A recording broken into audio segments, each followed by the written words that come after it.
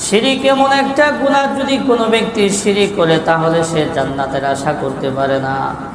বলে যেই ব্যক্তি শিরিকের সাথে জড়াবে, যেই ব্যক্তি শিরিকি গুনাহ করবে, আল্লাহ তাআলার সাথে শিরিক করবে, তার জন্য জান্নাত হারাম হয়ে যাবে, তার ঠিকানা হবে জাহান্নাম।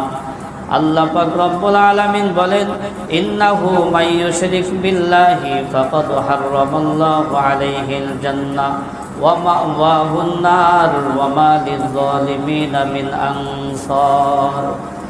আল্লাহ পাক রব্বুল আলামিন বলেন, যেই ব্যক্তি শিরিক করবে, শিরিকের গুনাহ করবে, শিরিকের সাথে জড়িয়ে থাকবে, আল্লাহ পাক রব্বুল আলামিন তার জন্য জান্নাতকে হারাম করে দিবেন। ওয়া মাওয়াহুন নার, এবং তার ঠিকানা করে দিবেন জাহান্নাম। ওয়া মা লিয-যালিমিনা মিন আনসার, জালিমদের কোনো সাহায্য সহযোগিতা করবেন না আল্লাহ তাআলা। তাহলে শিরিকের গুনাহ করলে জান্নাতের আশা করা যায়।